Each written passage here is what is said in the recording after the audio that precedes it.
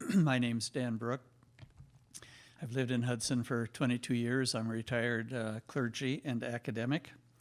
And the group before us is called Different Voices, Shared Visions. And we got together, 6 or 7 years ago or so, something like that. We've been pounding out these little TV programs on the River Channel. And where a wonderful Jewish man, at least we think so, and so does his mom, and a wonderful Christian man, and a wonderful Muslim man have, over the years, learned to know each other, to love each other, and to learn much about each other's faith, recognizing that there are things that separate us, as there always are, but many more things that we have in common. And so it's the things we have in common that over the years we've talked about and have learned from each other and still have many questions from and for each other. And it's our honor to be here tonight. A purpose for being here originally is because the FIPS is celebrating the 50th year for the St. Croix National Scenic Riverway. A celebration of the river that has traversed this town, been a major part of its history and the whole region, and all the gifts it has brought to the community. So as a part of that, the FIPS came to us and asked if this year we would talk a little bit about how each of our three faiths address the idea of creation, who made this planet, what its purpose is, what responsibility we have in caring for it, and so on and so forth. So that's essentially what the discussion will be about tonight. We're grateful to the FIPS again, especially to Mr. Potter and Anastasia, who will be holding the microphone for your questions in a little bit. We're grateful to Nate at the River Channel, who is investing a lot of time and effort to tape this, and then it will be shown on the River Channel numerous times in the future. To Tom Dolly, the only lawyer in town who's an expert in sound, and among other things, and we're always grateful to him and anybody else who has allowed us the privilege of being here tonight. So before we get too serious, I have to do one other thing. You know, this 50th anniversary celebration is not over yet. Once we're done tonight, tomorrow night, there's a poetry reading with Lee Kisling. It's free. It's right in here, also at 7 o'clock. And then on Saturday at 2 o'clock, also right in here, also free, is the director of the American Indian Center, St. Cloud State University. We'll talk about the land where the waters reflect the skies. So the next 2 days, two additional things relative to the celebration of 50 years of the St. Croix National Scenic Riverway, and what a delightful river it is. So I'm going to eventually start with a prayer from Native Americans. You know, they were here before we were, and they have a lot to say about rivers and about the earth and about all these sorts of things. But I thought before we did that, we'd reflect for a few minutes on the fact that we had our first snow already on Sunday, right? Anybody like it? So let me tell you a Native American story.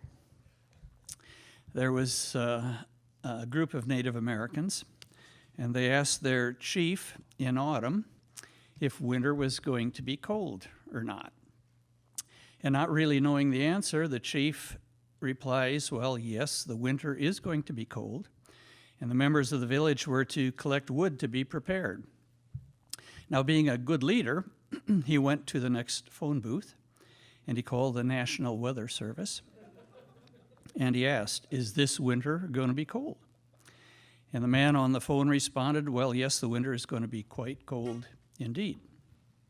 So the chief went back to speed up his people to collect even more wood to be prepared.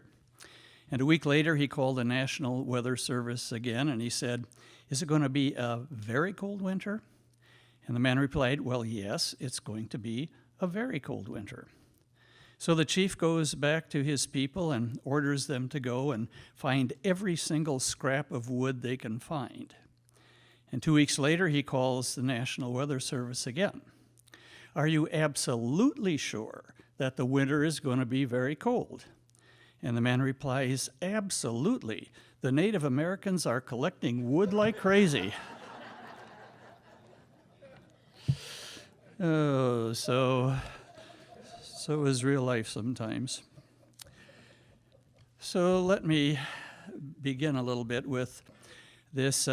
It's called the Earth Prayer from Black Elk, a holy man of the Ogallala Sioux.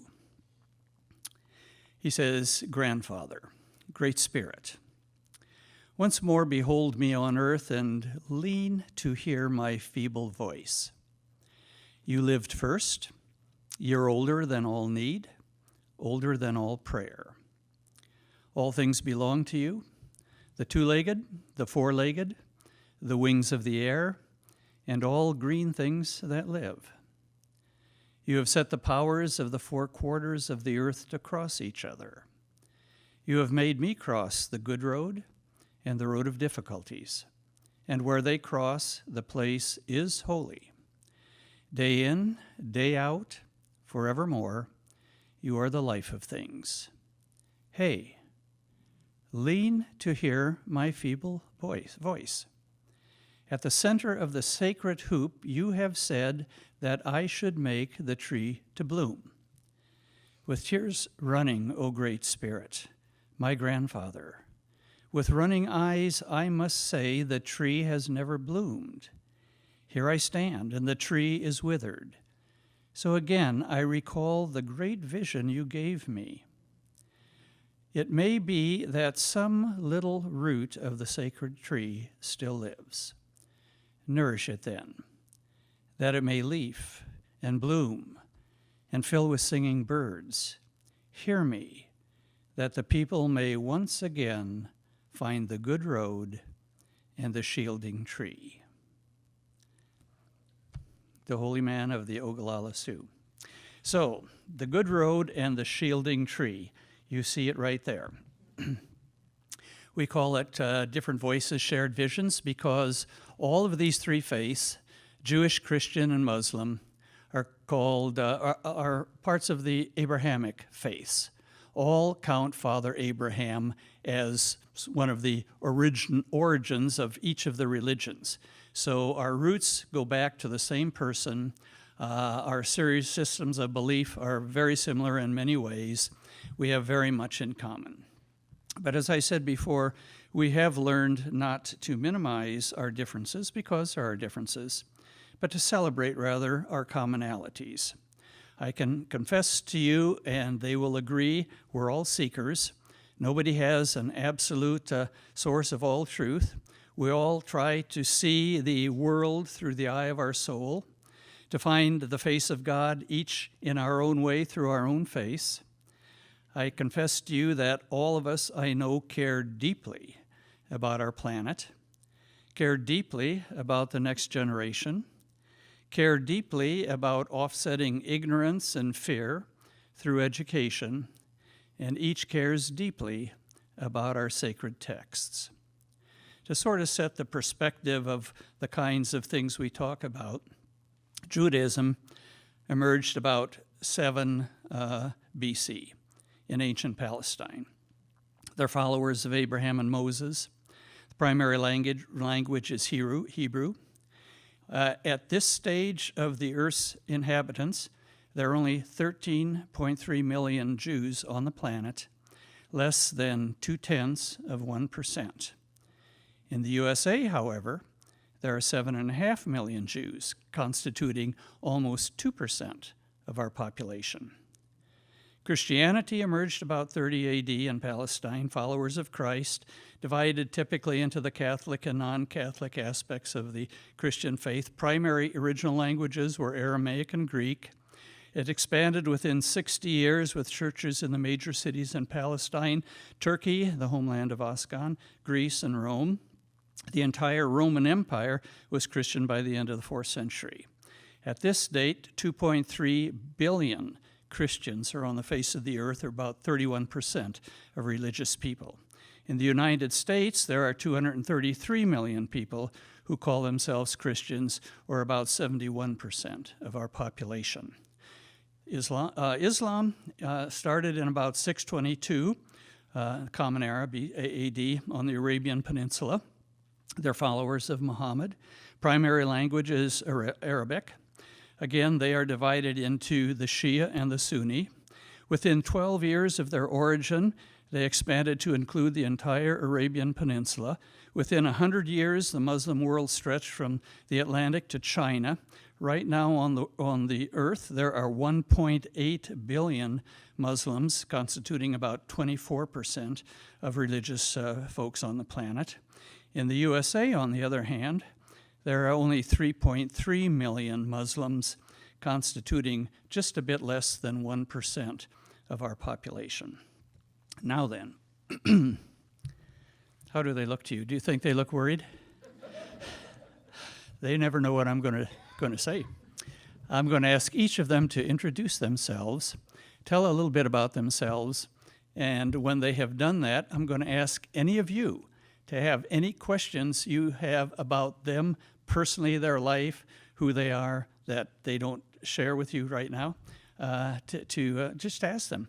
Find a little bit about them. They're really nice people. So why don't we start with Rob?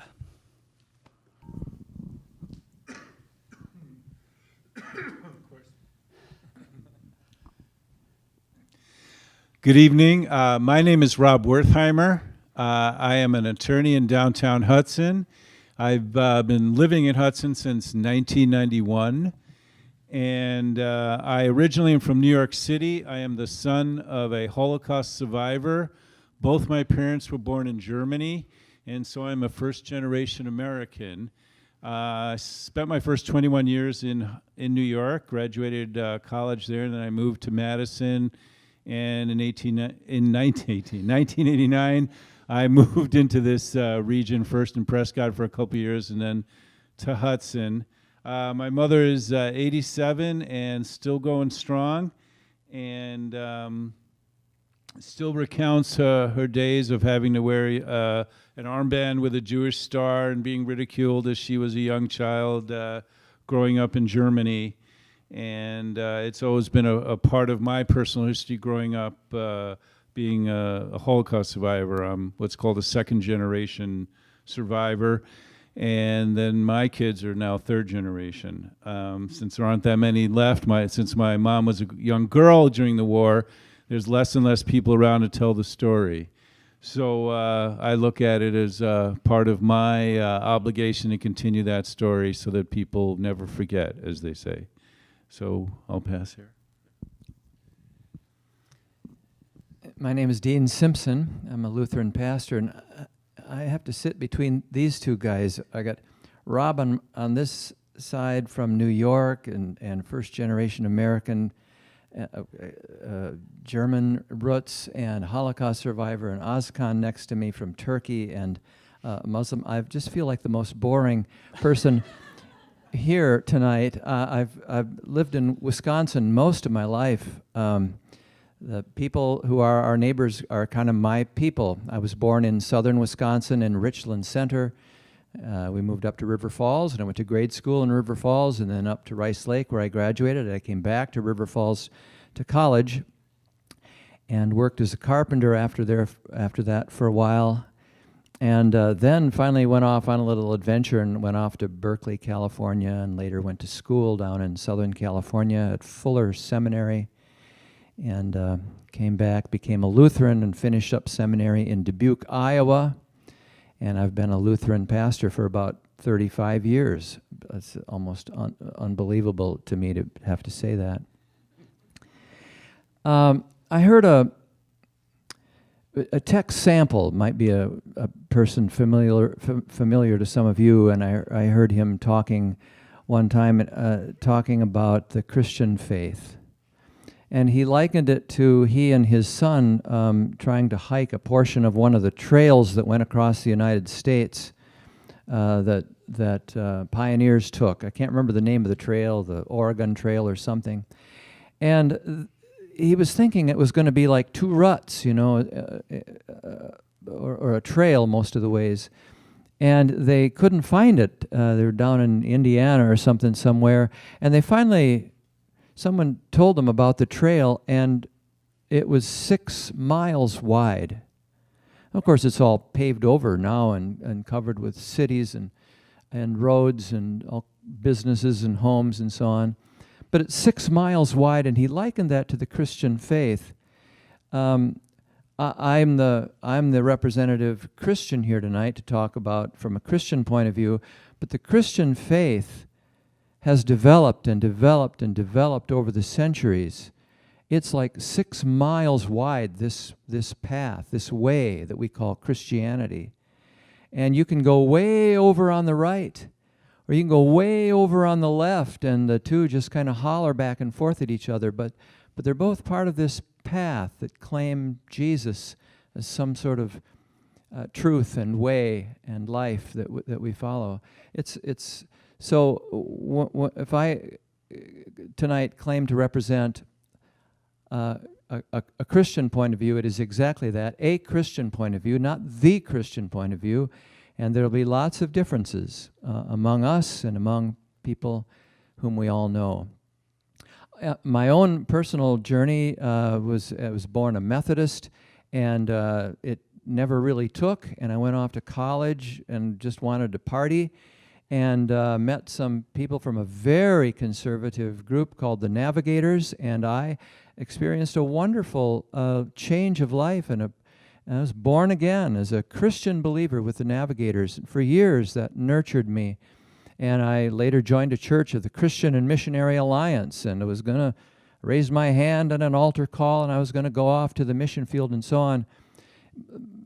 But I was also a reader, and I read lots of books, and I began to read religious books, and I began to read theologians and Bible studies and so on, and gradually I could no longer, gradually moved out of that very conservative Christian view, and now I'm a Lutheran, and not just a Lutheran, but an ELCA Lutheran, which tends to be kind of the liberal group of Lutherans among all the other Lutherans. So I was a Pentecostal for a while. I used to pray in tongues and pray for healing and miracles and so on. So I've weaved back and forth on that 6 mile wide path we call the Christian way.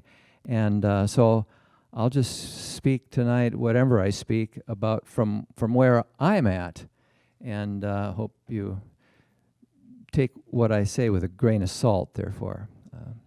Askan. Thank you. Thank you. Good evening. My name is Ascan Kilic, and I'm a university professor. I teach at the University of Wisconsin here in River Falls. I used to live there. We lived in River Falls for 12 years, and we made the move last year to Minnesota. So I crossed the river. So forgive me, please. So I consider myself now Minnesotan, but now I couldn't escape this double texting right now. So there's no reciprocity, so they double text me. So that's a huge problem. Anyway, so I was born in Turkey, but raised in Germany, which means when I was 5, turning 6, we went to Germany. My dad was a Gastarbeiter in Germany, so we have the German exposure, Rob and I, to a certain degree. So he was working there. He took us over after a couple of years. He settled down. So we grew up in Germany. So my teenage years till I was 14, we spent there. So I know the culture. I know what we're exposed to at that time, which was actually, we had really good memories, and we still, I still have contacts with Germany and with my German friends. But many things have changed over there, I have to admit, but I have only good memories, just to say that. So we returned to Turkey because of a death. My dad died there, so in Germany, and we brought him over to Turkey, and we migrated back to Turkey. So I went to high school in Turkey and graduated from college. Through my college years, I went twice back to Germany, was exposed to business environments, so that kind of forged my business career and school career to a certain degree. And after promoting, I joined the college, so it's been now Okay, I give a number also. So 30 years. 30 years I've been in the academics, so it's quite a while. But I'm not a scholar like Dean is in a religious scholar. I did read the Quran, and we did some studies, but it's not academic. So what I say is more my personal perspective rather than from a academic perspective. So I just want to make this clear. So there's many out there who know more about Islam and their conviction. So we came over here 14 years ago. So it's now 14 years we're here. So I think that's it. I keep it short so you have more questions to ask for me. So thank you. So we're going to be a little different this year than last year when we had a similar panel like this, which is really up to you in terms of how it goes and what kind of things you learn. But I thought this year you may have questions that you'd like to address to each of these panelists personally before we get started talking about the environment, questions about their life, their thoughts on various things that we may not want to talk about or have not planned to talk about, just so you can learn a little bit more about them. Anastasia is sitting right here. She has agreed to, well, is John Potter around? If not, she's the one who keeps this place going, you know, right? No, Mr. Potter is a gifted human being and wonderful to this place, but so is Anastasia. So she'll, if you have a question, she'll bring you the microphone, okay? Microphones don't bite. Any questions for any of the panelists? Can somebody just think of one to make us, oh, here we go. Well, as a fellow ELCA Lutheran, I'm just curious that you experienced such a smorgasbord of religion through your developmental years into adulthood. What, is there one thing or a couple of things that drew you to Lutheranism as opposed to all the other choices you might have made? I married one.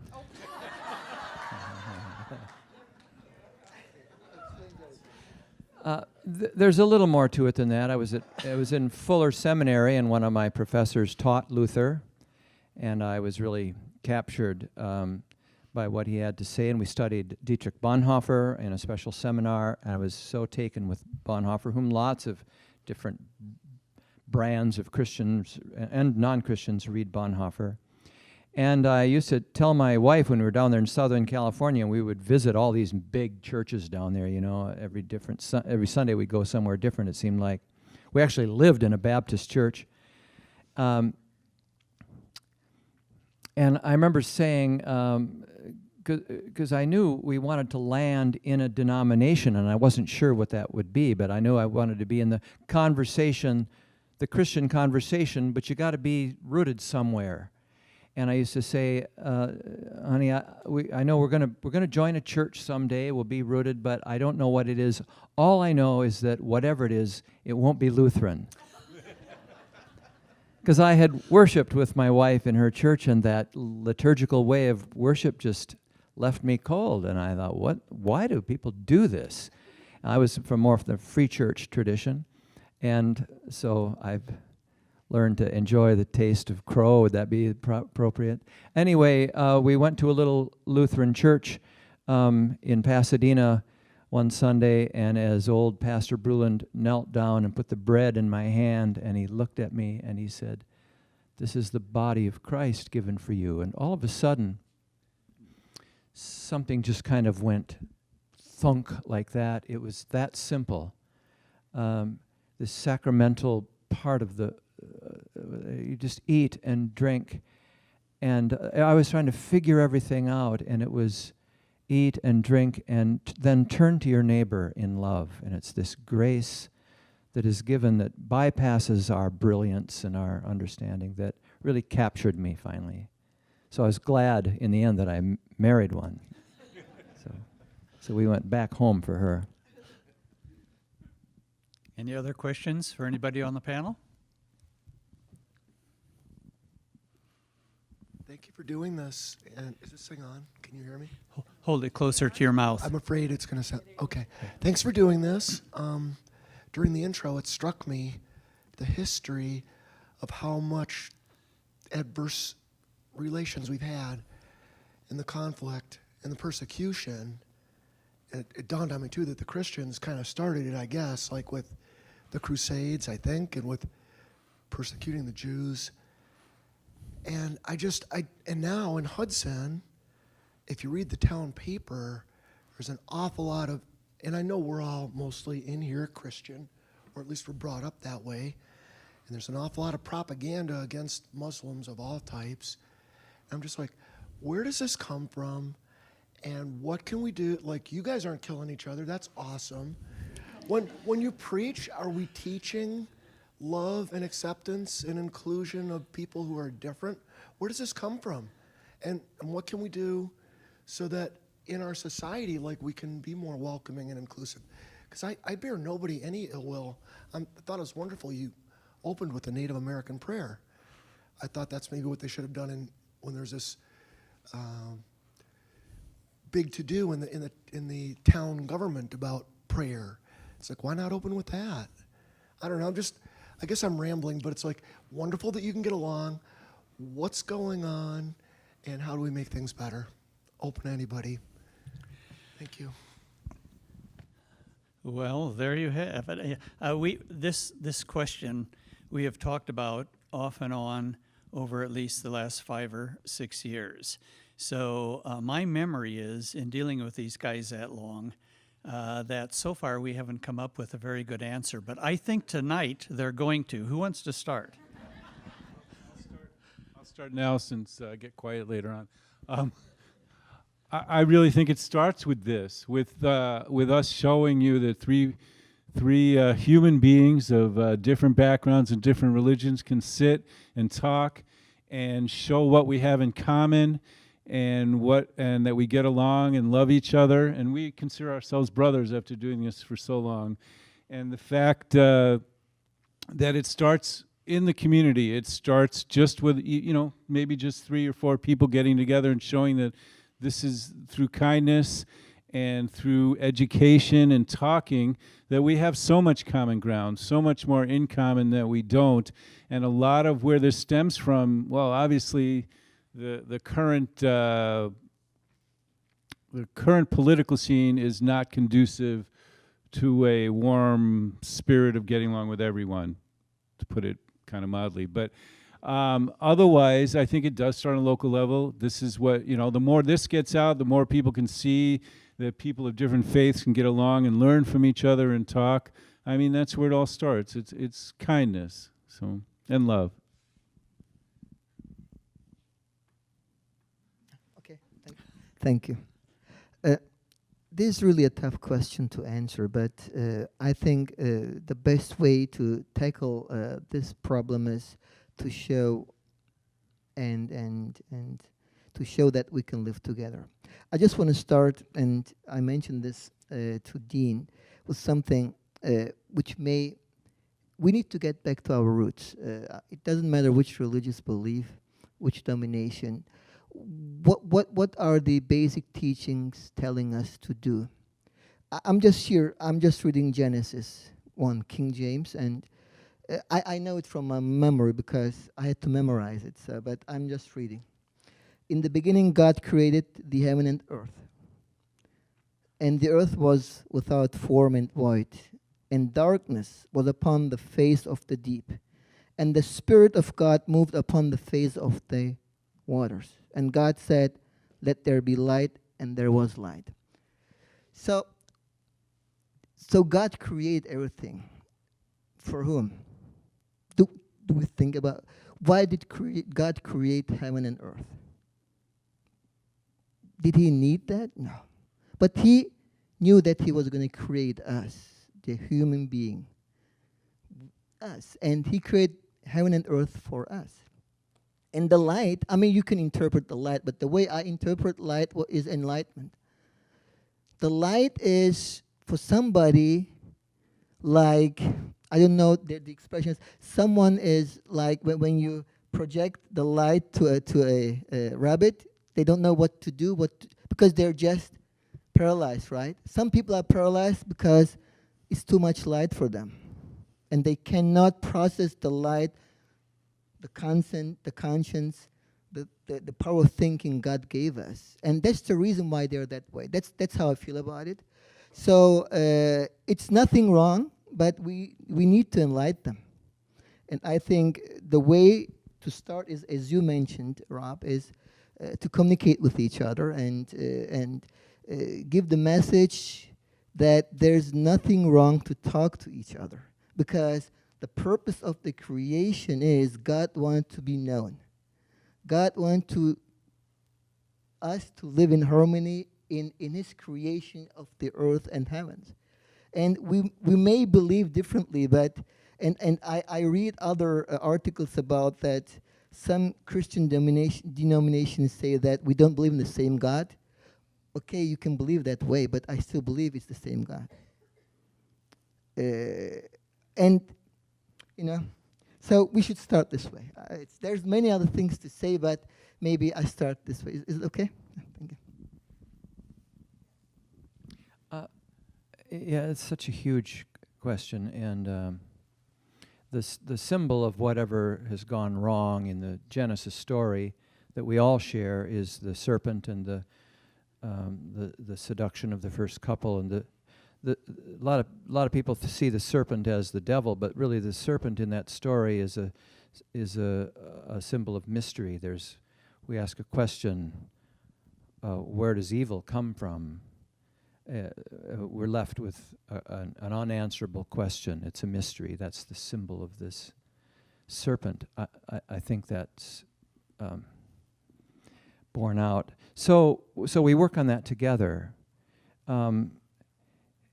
There's an anthropologist named Rene Girard who studied early human communities, just coming up as the evolutionary path into the early hominid communities. And the question that bothers him is, why are human communities so violent? I think it's your question. And he thinks that part of what that makes us human, that sets us apart, sets us free from the behaviors determined by or genetic determination, is with this big gray matter between our ears, we develop the ability to imitate one another. And we don't just imitate behavior, he said, we imitate desire. So you put a bunch of kids in a room full of toys, and pretty soon they all want the same toy. And they fight over it. Because I don't know what I want until I see what my neighbor wants. And then that tells me what's valuable and that what's desirable, and then I want that. And in in early human communities, resources were scarce, the best land, mating opportunities, and so on. And so early communities were inherently unstable and violent. And so then they learn how to unite around hatred toward a common enemy. And it reunites us. So when the Twin Towers went down, suddenly we forget all of our fights and our bickerings. We put our arms around each other. We're all Americans now. Trouble is, it doesn't last very long. So this sort of violent sacrifice needs to take place again, and Girard sees that as the origin of sacrificial religion. So it's part of what makes us human that also sets us at odds with one another. And so from a spiritual point of view, then what we need to do is because we're not going to get rid of desire. The Buddhists would have us get rid of desire. The Christians like Rene Girard and others say it's not desire itself that needs to be gotten rid of. That is actually a good thing. That motivates us and that drives us to achievement, and wonderful things come out of desire. What we need to do is learn to desire the right thing. And from our Christian point of view, and really I would say from all our spiritual teachings, and certainly the Native American as well, which is not represented here tonight, we have the call to turn and become spiritual beings. We need to not copy one another's desires, but we need to learn to desire what God desires. And the Genesis story that Ozkan read about God creating all humankind and the whole earth, and it's good. We are to desire the good of that entire creation as God desires it, because otherwise we're left desiring what our neighbors desire, what we learn and imitate from one another, and that gets us into trouble. So we need to turn, that's the word repent, and become as children again and learn to desire, it's simply a fancy word for want, what God wants. And I wish, we could do that by just a commitment. And it's a mistake to think that we can. We're not so good at being good, as one Christian teacher has told us. But we can make little steps, and we can teach our children, and we can speak to one another, and we can confess when we have misstepped and so on. So it's a very humble path that we walk, learning to desire what God desires. And where it all comes from, maybe Rene Girard has got something there, in just something in our humanity that leads us astray, and we got to keep coming back. But the Bible calls it sin, but we need some definition to that. And so I find Rene Girard's anthropology helpful at that point.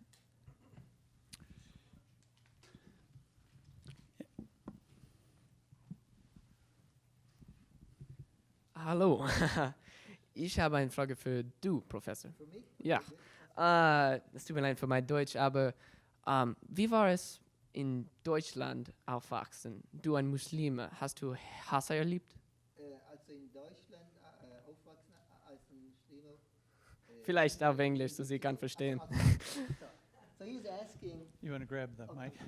He's asking how it was to grow up as a Muslim in Germany. And in the 70s, what I really we were I think the first generation. We were not the first generation. It's not immigrant, because at that time it was a Gastarbeit. There was no immigration. It was more about you're expected to go there, boost the economy, and then after a while you had to turn back. That was the plan, but it didn't. It turned out to be different later on. So I think the perception of Gastarbeit has changed ever since in the Germans' mind. So, but during the 70s, they were curious about what our religion was, and they called us Muhammadana. Muhammadana means follower of Muhammad. Frankly, the way we were raised in the families, we were just told to believe in Allah, in God, and to believe in His Prophet. But my parents, they were not really practicing, but they told us not to eat pork. My dad wasn't drinking alcohol. So we were very conscious about not eating pork. That was very important for us. Our neighbors, we had really, we call them fromme Christen. Fromme Christen means practicing good Christians. They're practicing. They were going every week to church. They were involved with their church, and since we were young, they were interested in telling us about Jesus and about God and about Christianity in different ways. And I at that time couldn't tell, but it was good. We went to the church once in a while, especially during Weihnachten, Christmas. Would go with our landlords, and my dad didn't say anything about it because it was fine. It was fine because the main reason, I believe, was that we as Muslims, we believe in the Bible. So whatever I read in the Bible is fine with me. I could swear on the Bible because I believe in it as a Muslim. I mean, now, as a child, at that time, I didn't know it. So we didn't really, it was more about they want us to show their faith, and I'm not saying convert, but they want us to feel and live like Christians. And there was no pressure, there was nothing. Again, my parents, they were not educated that much, and were very successful in schools there. But religious-wise, we didn't have any problems. And again, as I mentioned it in the beginning, I have only good memories. It's changed when I went back in the 80s. I can tell you that. As a college student, it changed. But I still didn't have any issue because I was white. I was very fluent in German. I'm still I'm still fluent. So they couldn't tell that I'm Turkish anyway. So maybe that was an issue. Yeah. No. I speak German. I'm fluent. Without accent. So yeah. I see. I see why we get along so well, because you grew up in Germany, speak German, and you have German roots, and Martin Luther was from Germany. So we're brothers. I was born in Germany.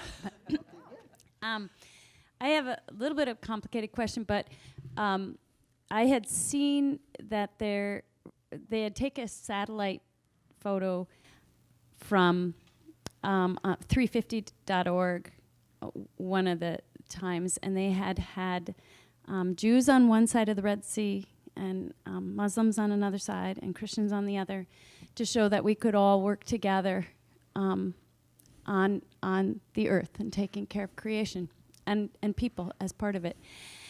And I could be totally wrong, so I say that first, but I know there's Yom Kippur for a kind of communal thinking of how you can do better, and there's Lent, and there's Ramadan. Is that and all of those have a similar, it seems, counting of one's action before God, and for some internal metanoia, trying to turn towards God, and it seems that Christians have gotten a little bit that it's just about me and God, not communally as much. And it seems that Christianity is now trying to reconnect with that communal penitence, so to speak, communal turning.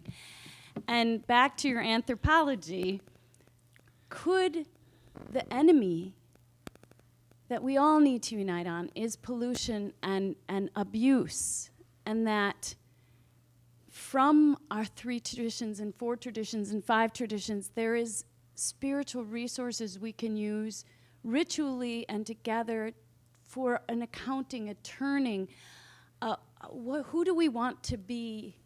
And using this deep resources from all, and we have the planting of trees are common, I think, which is the hope and the life moving forward. So I guess I would love to hear from different traditional resources what we have together we could use, and apart for some of the turning.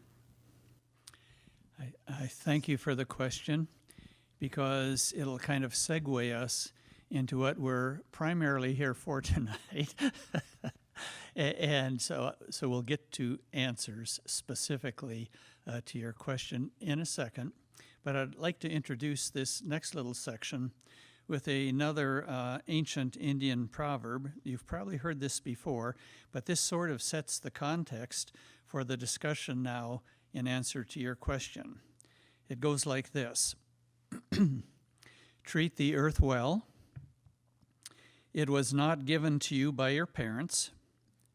It was loaned to you by your children. We do not inherit the earth from our ancestors. We borrow it from our children.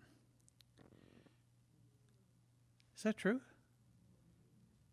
I mean, that's the truth. We never live like that, because we usually don't think more than about 30 seconds ahead in our life, do we? But in fact, it's our children. I don't know, did you read last week that the latest science is that any child born today, by the time they're 22, the planet is on the way to becoming uninhabitable? 22 years? Those are our kids and grandkids and children. So within that context, why don't we start as we had planned to do, that each of you, from the perspective of your faith tradition, just share a summary of what it tells us about our relationship to this small sphere in the sky that we all share.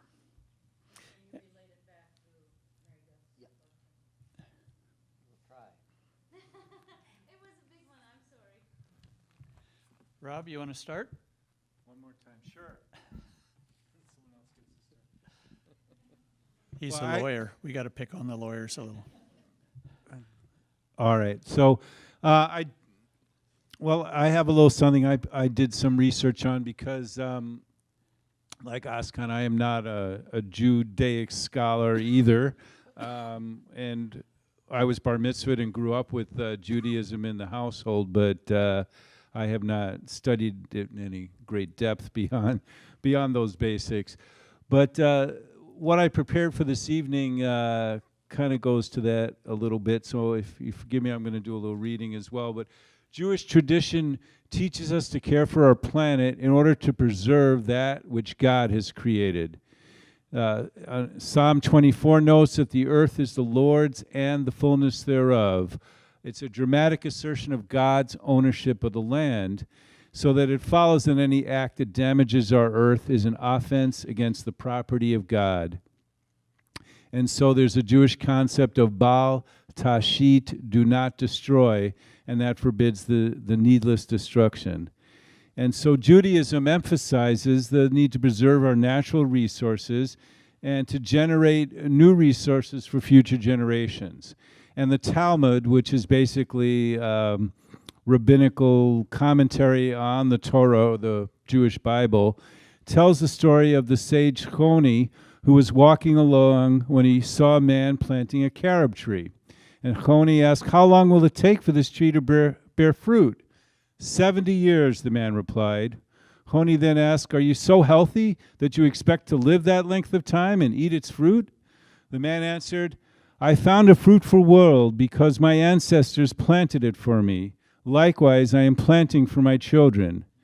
In fact, tradition values this concept so much that the rabbis teach that if a man is planting a tree and the Messiah appears, he should finish planting the tree before going to greet him. And so we are encouraged under Judaism to till and to tend, to become the earth's stewards. God promises, "I, the God of Israel, will not forsake them. I will open rivers in high places and fountains in the midst of valleys. I will make the wilderness a pool of water and the dry land springs of water." In other words, we were given our planet as a loan from God, and we need to work to preserve it. And so that, I think, is a good summary of the Judaic view on the environment, that it's really God's world, and we, in order to live up to God, have to preserve it. It's not our world. It's basically it stems under what Askan was saying. God created the universe, and it's one of the most fundamental concepts of Judaism. And its implications are that only God has absolute ownership over creation. And thus, it's a theocentric view of the world. And humans must realize that they do not have an unrestricted freedom to misuse creation, as it does not belong to them. Everything we own, everything we use, ultimately belongs to God, even our own selves. And so that's the summary I researched today, and basically it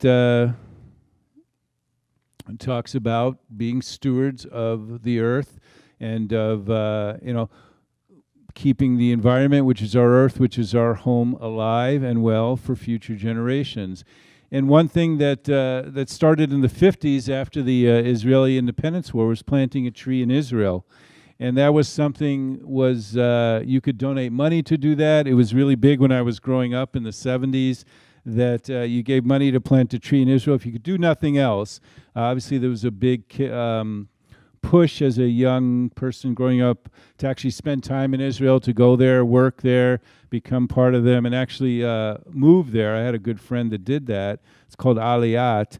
But Israel is the only country that entered the 21st century with a net gain in its number of trees. In an area that's mainly desert, in the past 50 years, Israel has planted over 260 million trees. And so that's there's a whole bunch of other environmental things, but I'll save those for later. So anyway, that's pretty much what I've come up with the Jewish tradition with the environment, which is very, very pro our earth, which is the only home we have. You want to have the last word? Okay, good. Thank you. So there's nothing much I have to add what Rob said. It's exactly the same what the Quran says about the environment. Nothing belongs to us. It belongs all to God because it's His creation. And it says, honor, preserve, and do not abuse nature that is made into communities like you, which means communities like you, categories. I mean, the flora, the animals, everything are communities like us because they're God's creation. And the implication for this verse is about the creatures worldwide are not passive objects. They're not ours, and they're not to abuse it. They are there to live in harmony with and interact with them in harmony. And another chapter in the Quran says, a verse, we create from water every living thing, which means everything is water. So we actually coming from water, so every living thing is actually our, how do you say it? We're the same. We're from the same substance, water. So we're not something better than an animal or a plant, but they are given us from God to worship Him better. So our creation was, what the purpose was to worship God. The other communities in the nature was created to serve us or to help us to worship God better. So what it is, we can't abuse it. We can't treat them like objects, but we have to what? Steward them. It's a emana in the Quran says emana, which means it's been trusted on us. It's a trust. So we can either use it properly according God's will or abuse it, but those two behaviors have consequences because we believe in Islam that we're also held accountable. So which means all our deeds have some consequences and we're accountable for that. If we abuse, we're gonna pay it as natural disasters, what we see right now, and in the hereafter we call it ahara, we have to account for it and explain why we did it that way. So we cannot just see the nature as a materialistic object to use and create wealth, but it's more about we need it to serve God better. So we want to serve God by using the nature in the proper way to do better, to worship God. That's what it is, and that's the purpose of the creation. So I have to admit one thing. As a normal human being, I think it's normal to live in harmony, and that's how I do with my environment, with animals, and with the nature in general. But I really wasn't aware that there was a movement starting from the early 80s on that brought all these faith groups together to preserve our world, the earth. And the Green Faith .org is a movement I think you also know of, and I found something which I really liked. It said the Green Faith Pledge. I pledge to make my life a blessing for the earth. So I think that this explains everything, and this is no different from the Islamic faith. I don't think it's different from the Christian or the Judaism faith. We have to pledge our lives to be a blessing for the earth so we can do better. Amen. I couldn't agree more about the individualism of our Western culture and the mischief that creates for us. And so we can I can pursue my individual aims almost, in a silo without thinking about these two guys or thinking about the frogs or the fish or the whales, because I just conceive of my life as mine, which is such a huge mistake.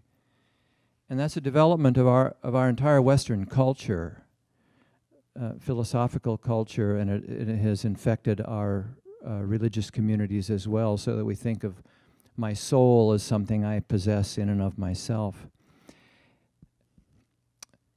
What I'm working on in my little place, my humble little way, I'm trying to understand how to be a follower of Jesus in a way that blesses the earth, like you just read, Azkan. The whole earth. Because the earth is me. We are the earth, and we are the universe, in fact. Can I say this? The story of Genesis is a really important story, but not for the reason a lot of people read it. You can read it in a real conservative way, a literalistic way. Sometimes we say if you read the Bible, you can read the Bible literally, or you can read it, you can take the Bible literally, or you can take it seriously, but sometimes you can't do both.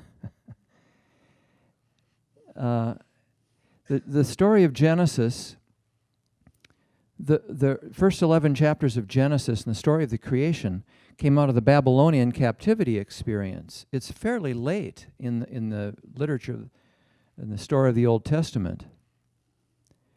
And because the Babylonians worshiped the sun and the moon and stars and so on as heavenly beings, and the theologians of Israel, who were in exile down there, had been conquered by the Babylonians, to try to preserve their faith and their heritage and their adherence to the law of Moses, had to speak to the people of Israel in captivity in Babylonia about their God. And they said, the Babylonian gods did not defeat our God. We've got to get out of the idea of the God of that valley and that mountain. The God we serve is the God who made everything.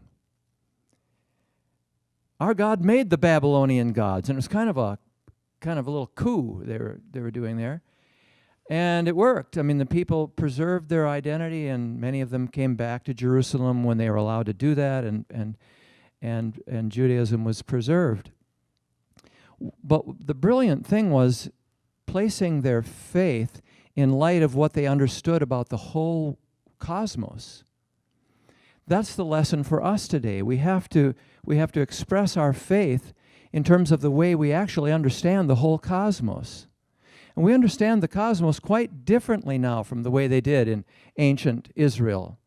We understand now not a literal 6 days, but something like 14 to 15 billion years of evolution.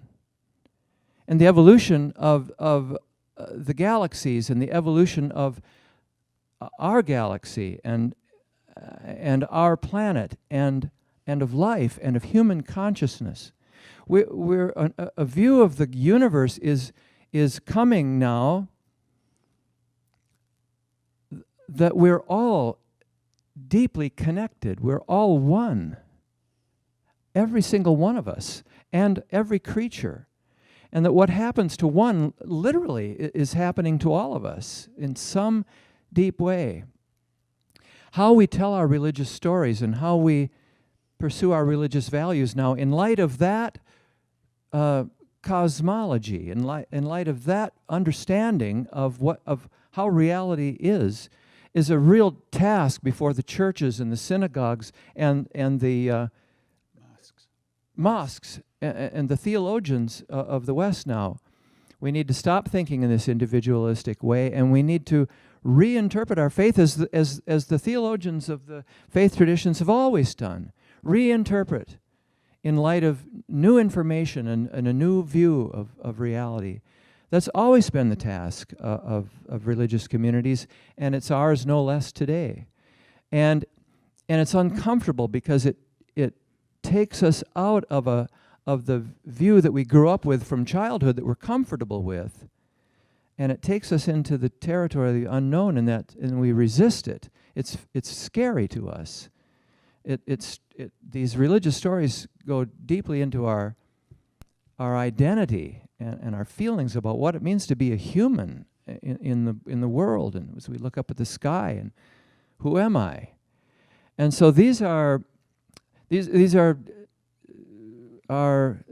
an invitation that God, I think, is calling us to accept, to do the hard work of understanding our faith in light of what we know about everything, so that we don't have science and religion, but we have one unified view of reality, and we're on a spiritual journey.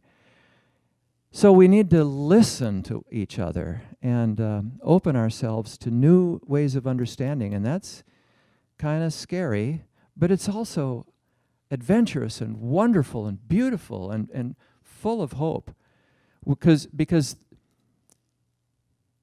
the danger coming at us with the change of climate and so on, if we listen to 99% of our climate scientists now tell us, we're really up against it here.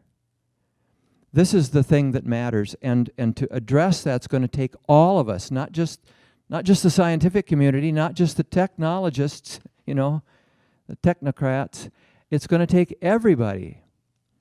And so we need to find ways of coming together and sort of putting up with each other and listening to each other about what really matters and beginning to find ways to work together. And from our religious traditions, certainly we have the resources that tell us to welcome the stranger. That's there in all of our traditions.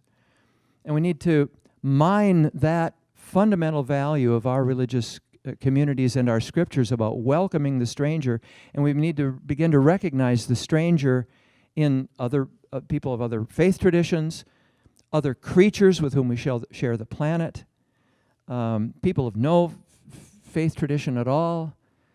We need each other to meet the challenges ahead, and we need to draw from our deepest, most fundamental religious values about peace and forgiveness and compassion and working together, and how to get out of the individual fight for survival to join our neighbors is what we're talking about. And in our own little place, we each have to do that.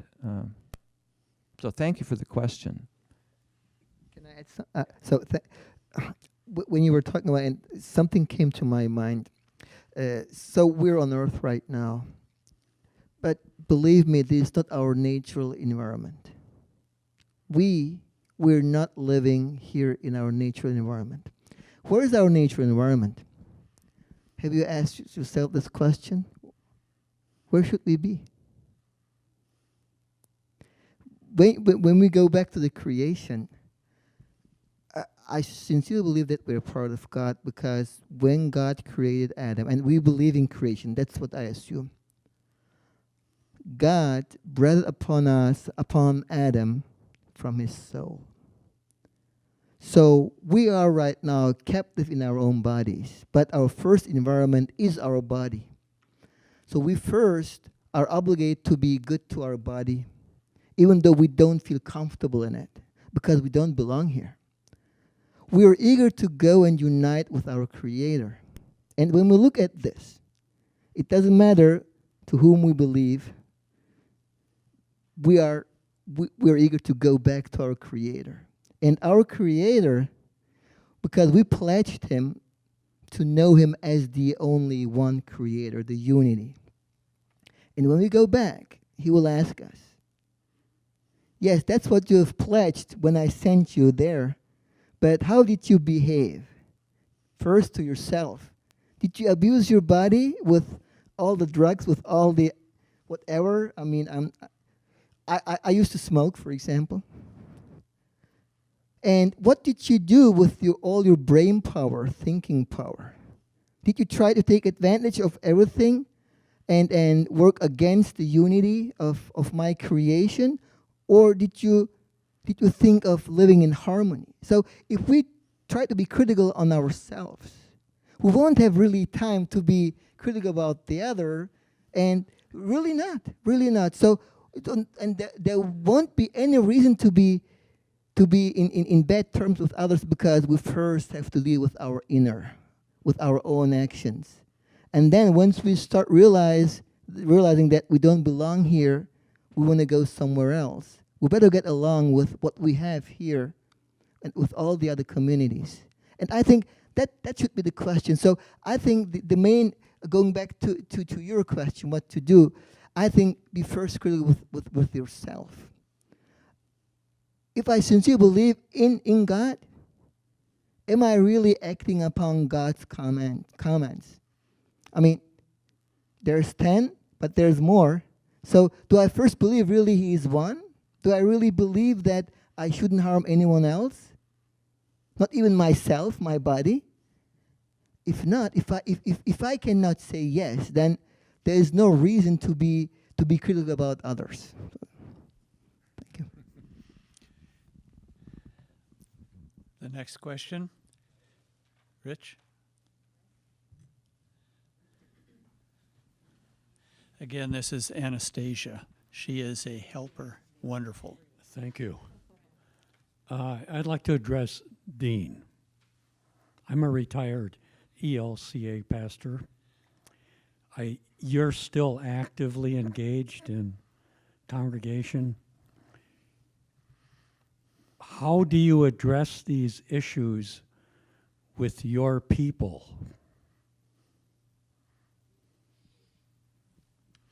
I address them in preaching. We have adult study groups, and we read some books.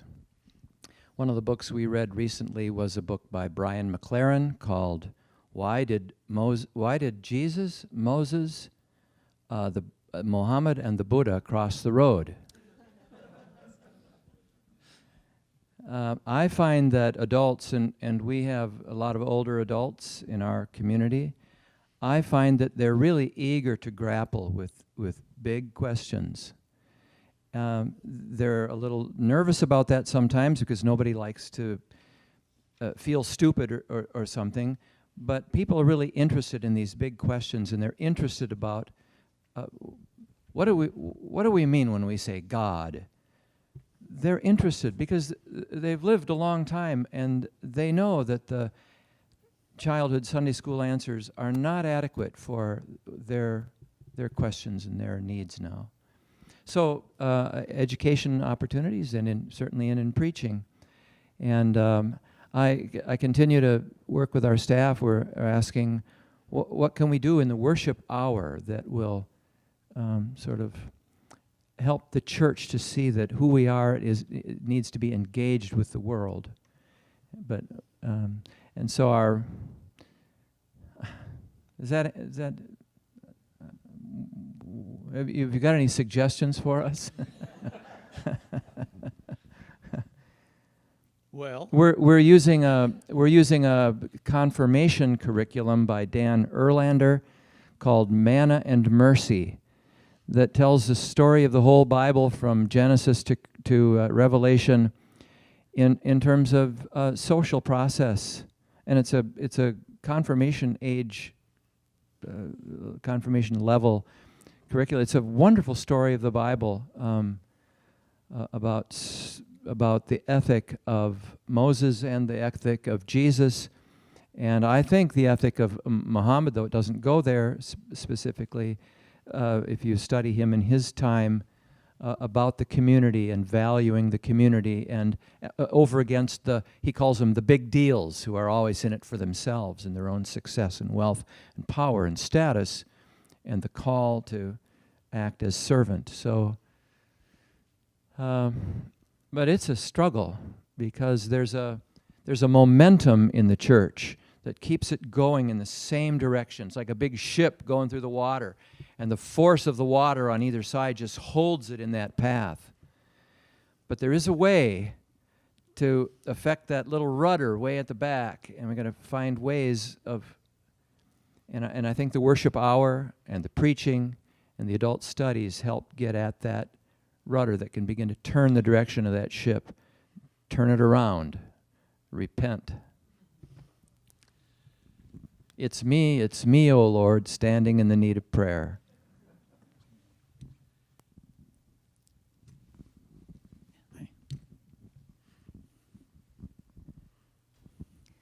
The context for my question relates to a local group here that's been writing a lot of letters to the editor, mostly anti-Muslim, anti-Islam, and often citing the Quran.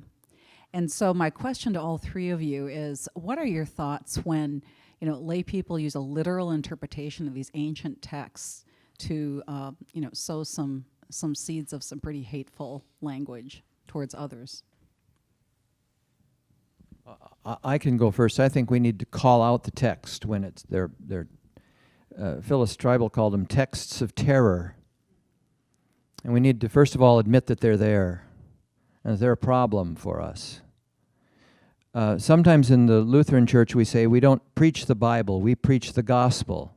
So we try to use Jesus as the key to understanding the Bible. And Jesus, you've heard it said of old, but I tell you. And so the texts argue against each other. So you can use the texts to criticize the texts. And the Bible does it, Jesus did it, why can't we do it? And so I think admitting that those difficult, crummy texts are there is a first step. And to say, yeah, they are a problem, but we want to be like Jesus and his compassion. And so maybe there's a lot more to say than that, but did you want to say something else? Yes. I think I understand when people read the Quran, certain verses, or we call them ayah, and maybe certain words, the way it's translated may really shock people, and even a Muslim, when they read, they may get the same impression what's in there. And I believe there's always also some verse maybe in the Quran, in the Bible or Torah, that really would shock anyone reading them from the perspective of the 21st century. But everyone should know that all these holy scripts, the origin, came thousands of years ago. It was specifically revealed to a certain population, to a certain group, and to a certain lifestyle at that time. So the context is very important when you read and try to understand what a word or a verse or a chapter tries to reveal. So if you don't know the context, if you don't know the reason of the revelation of the ayah, if you don't know the social structure at that time, then you may be misled or misguided by just one word or a couple of words constituting a sentence. Just one thing. And plus, there's also some language barriers where they're just translations. So my point would be, if you have really questions, I would say go and ask scholars. I mean, not me, I'm not a scholar. Go and ask a scholar who has knowledge, who knows Arabic, who knows English, who knows the context, who knows why it was revealed, and who knows the social environment during that time. And that second, now I forgot the second one. Yeah, it's always, maybe it wasn't true. So I would say, when we start this way, we will not be misled and misguided. And sometimes many of these accusations and they come because of cherry picking. We have to realize it's cherry picking. So if you're really sincere, don't cherry pick. And second, the resources in Islam, and we talk mainly Islam because it's very criticized. There are different resources. It's not just the Quran. The Quran, when you read it literally, it has some meaning, but the Quran comes to life with the deeds and practice of the Prophet. So you need also read his life. You know, I just had the opportunity to listen to someone at our congregation, and he said, the Quran says you can beat your wives. Everyone would be outraged if even I and my wife. And why would I beat my wife? It says you can beat your wife. But when you take this context, that's outrageous, not acceptable. But the word beat in Arabic has a different meaning than here. So it says you can oppose your wife, but it's been translated you can beat your wife. So even this shows that we can easily misinterpret the Quran because of just one word being wrongly or falsely translated. So I would advise anyone, myself even, if you don't feel good about what you read, ask those people who are really knowledgeable about this, and not make it a slogan to attack the other faith group. I mean, it counts for us also. We're, in this regard, a little less critical about the Bible and Torah because Muslims are required to believe in those holy scripts. I cannot be critical about the Bible because I believe in it. Neither the Torah. I believe in it. So you would be surprised, but I believe in everything what's there. So I can't be critical. Otherwise, I would be what? A non-believer, according to Islam. So. I really think that you look to the context and to the purpose of that, and I think there's the people writing letters like that are really trying to, the underlying problem is ignorance and fear of the unknown, and they're using that as some sort of way of saying what they don't know and what they fear is wrong. So, there are points to be made about whether or not it says stuff, but as my brothers here have been saying, you have to take it in a context. You can't take it literally. I mean, obviously they used to be able to stone people for adultery or divorce, and the Bible's been used against alternative lifestyles for homosexuals and gays, and what this one minister I used to listen to talked about was that you can see in the Bible there might be a passage or two that talks about something that's anti-gay, but then you've got in the Bible probably 10,000 times where it says to help the poor and help the needy and to live the life that God has set out for you. So you do have to take it all in a context. And I think if people are calling themselves religious, then they really should look to themselves, as you've been saying, as to what's the best way of going about this and dealing with what they're afraid of, which is people coming into our country, apparently. And they really need to maybe come to more forums like this and get to know people before they comment on it. Just to take a little break in the conversation,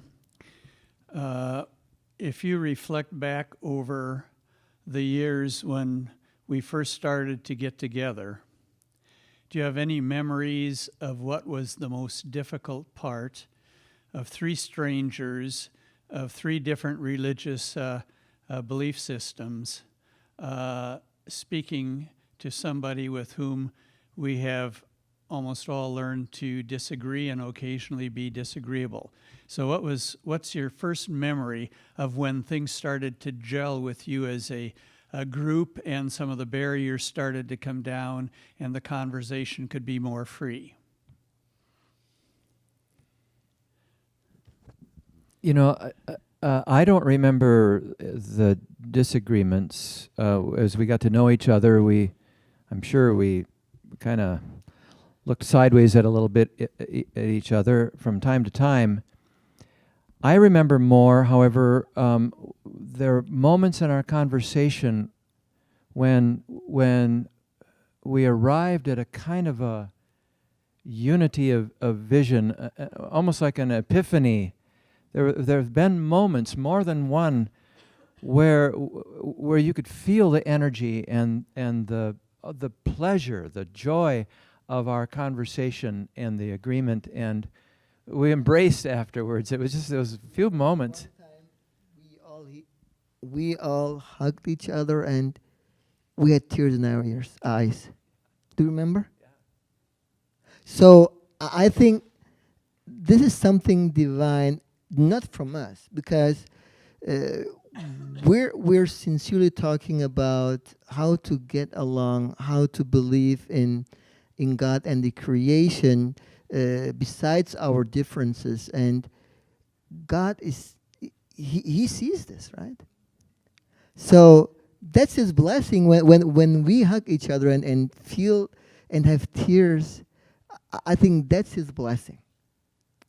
And the more sincere we get, I think the more light will shed. And that's how I feel about it. And frankly, you asked, and the very first time I found myself within this group was, I was kind of pushed by a friend, colleague, because he was moving somewhere else, right? And I didn't have any idea. And frankly, I was kind of skeptical. The reason, because I was new here. I mean, 5-6 years into my tenure, and I didn't know how that might impact my career really, and my relationship with them. So I was skeptical because I didn't know any one of them. So the first couple of maybe meetings were, for me, where I was more reserved, right?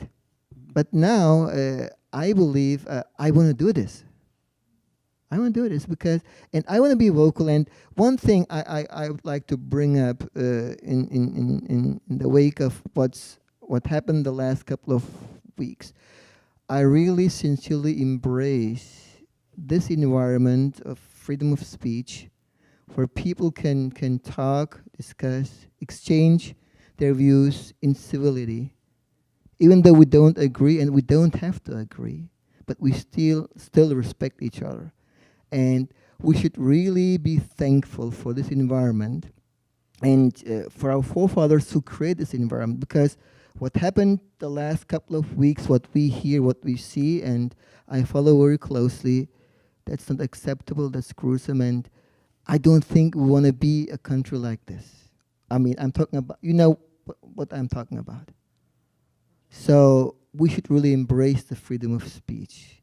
And I'm very thankful to my dear friend Dan and Dick, because he started this, and to Anastasia, to John, and to the Hudson community. Even though we may have different views, perspectives, I don't think that we want to kill each other, right? Because that's what people do in countries where other opinions are not. They can't stand it. So we have to be thankful to God. I think, and one thing what I really, it's all God. I mean, He allows us to speak. He allows us to tolerate, and He's testing us. And it's a matter of pass and fail. Believe me, that's how I think. So thank you. I just had one thought I wanted to share that just emerged in my little brain. We came here to talk about environment and spirituality tonight, and we ended up talking about interreligious dialogue and issues and so on. But the level of fear that exists in the world keeps us all in this sort of survivalist mode, I think, and we kind of want to bring the borders in closer and closer and shore up what we individually have.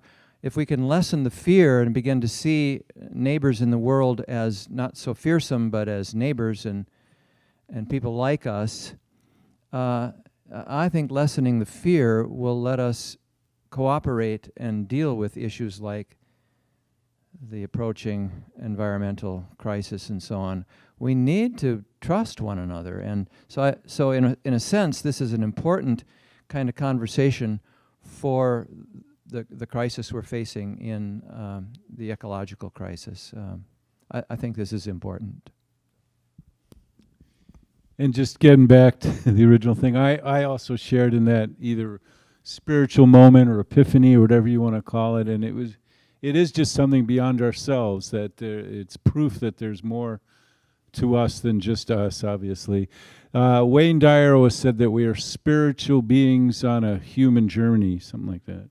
And so, we're all part of the great, like you said, the great cosmos, great heaven. We're spiritual light, and eventually we'll go back to that light. But and then when you said Dick, I just want to mention Dick, or Richard Chaga, who's the original producer of the show, who's out watching Indiana tonight.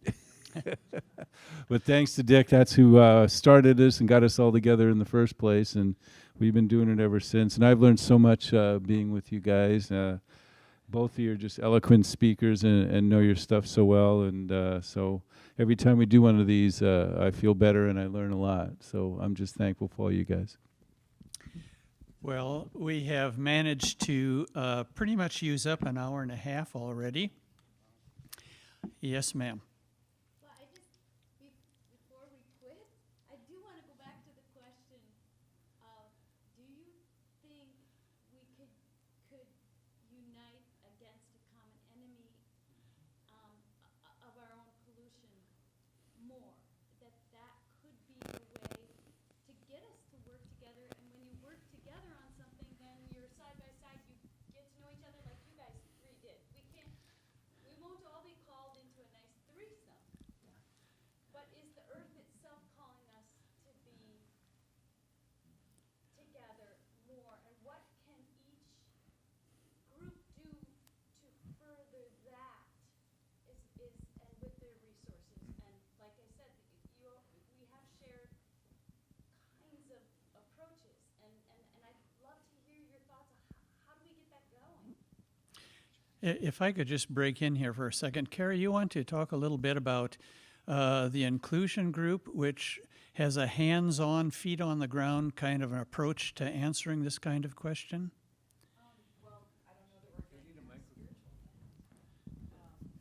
There's one more question over here, too. Oh, okay. Well, I'll just make this group aware. There's a Hudson Inclusion Alliance, and we have a website that's HudsonInclusionAlliance.com. We have a little Facebook page too, and we're attempting to, reach out to institutions here in Hudson that see that we're better together. That welcoming the stranger is the spirit that we want to promote here. But I'm very interested in sharing more about the ecology aspect too, because I think that idea of uniting, whether you call it the common enemy or common fear, whatever, that transcends a lot of individual differences in how we view things. So I'd welcome any of you to join our group where the doors are open. Thank you. One more question? My question, just to comment, first of all, I heard once upon a time, the question asked, how many of you have ever invited a Native American or a Muslim or a Jew into your home to have dinner with you? And I'm pretty sure the answer is pretty small. And yet we have this fear so that there are people outside the door handing us these pamphlets that say all sorts of horrific things that just are not true. They are interpretations of something that has been found in the Quran or so forth. And so we have talked about this a lot. You guys and your spouses are all invited, and we just need to get a date on the calendar. So just a P.S. there. So, but my question is for you, Ozkan, and I don't want to get uncomfortable right now, but I think it's an important question in the setting that we're in, because we all care about living in communities that are welcoming and inviting. And I want to believe that that's what I live in. I mean, in the Midwest here, we are good folks, but I know you have children, and I know you lived in River Falls, and what a great place to live, to work in your university, and you moved. And my guess is that you moved not because you really wanted to. I don't know the answer to that, but I would be interested, if you feel comfortable, to share about that. Moving to Woodbury, it has several reasons, frankly, and Three reasons. One is that my wife is working in Osseo, Minnesota. It's a lengthy commute. So we had to compromise somehow because I had the east part. I only needed 2 minutes to go to work. So that was one reason. The second reason was, frankly, the school system in Rural Falls. I believe that our children, in general, not just mine, are not challenged enough to utilize their maximum. It's like a play, and we thought we can do better in educating our kids. And Woodbury, in this regard, has a more, according to us, we did some research, in this more a diverse, a challenging curriculum that will help our kids to go to their fully potential. And thirdly is one issue what you kind of addressed, and it's delicate. I have friends and I work there, and I was socially involved, and there's many people who know me in Rural Falls. It's difficult to describe. There's no hostility, no, definitely not. But there's so much ignorance about Islam and the Muslims. I'm a Muslim, and you know me for 13 years. I'm telling this to my friends, not to you. And how can you possibly think about Islam like that if you know me as a Muslim? That really bothered me a lot. So why would I live, therefore, in an environment where I've known as a Muslim, we get along really well, and you have these thoughts? I've been there. I mean, I can show their Facebook and everything. And again, I was very socially active. If you check, you will see. I was involved in various groups, and that kind of bothered me a lot. In Woodbury, no one cares about who you are. Frankly, and is this good? No, it's not good. But at least I don't have to be sad about how they think about me because there's not much interaction. So that was really saddening to me because you know me, you know my family, and then you're just polluting other people's mind. It's not everyone, but there's several. And or just not being frank, vocal, but just kind of alluding to something. Hey, ask me directly, and that was really bothersome to me, and it's still. And I still have friends, and again, I was socially very active. Just check, Google my name. So, thank you for bringing this up, but I still have mixed feelings about this. It shouldn't be like that. I didn't feel, I didn't experience anything negative. It's just the way I felt. That's my point. And if I feel that way, something is wrong. That's what it is. I think we better call this to a close. Dan, I want to say Yep, one more excuse thing, me. just because we keep steering away from our ecological issue. That's the way it But went. I have a prayer about it at the end, okay? Okay. Have you read the Pope's encyclical on the environment? Wrote a book on it. All right, so you have read it. So that would be a yes. We formed a group in Eau Claire called the Ecological Spirituality Working Group. And what we were trying to do is promote the study of the Pope's encyclical in all the churches. And I've been really unhappy with how little energy I've found in churches for taking that up. But we had several groups that did take it up, and when groups read it, and we used 3 and 4. Our first group was a 6-session study. The next one was 4, and we did a 3. But by the end of every one, groups were really charged up and saying, wow, what can we do? Where can we go from here? How can we organize and so on? So the encyclical is an amazing resource for all of us. And if you haven't read that in the groups in your neighborhood, in your community, your little insider group, that's my commercial for that, because it's a powerful, powerful document. We have our own statement on the environment in the Lutheran Church, and it's pretty good, but it's fairly short.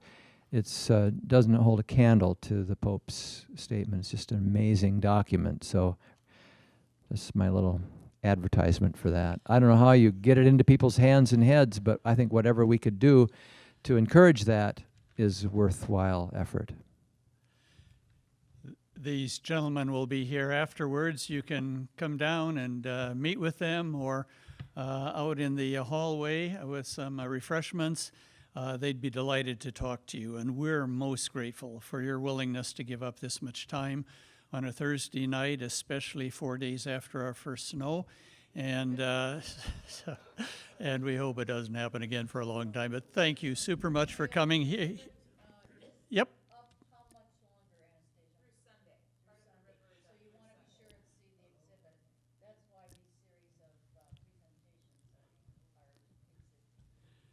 Right, we mentioned it at the beginning. You can pick up a little brochure outside. 2 more days. And now the closing prayer is an Iroquois prayer about Mother Earth. It goes like this. I think many of you will prefer this to the other prayer. We return thanks to our Mother, the Earth, which sustains us. We return thanks to the rivers and streams, which supply us with water. We return thanks to all herbs, which furnish medicines for the cure of our diseases. We return thanks to the moon and stars, which have given us their light when the sun was gone. We return thanks to the sun, that has looked upon the earth with a beneficent eye. Lastly, we return thanks to the Great Spirit, in whom all is embodied, in whom is embodied all goodness, and who directs all things for the good of her children. End of the prayer. Thank you so much for coming. Thanks for coming. Thanks.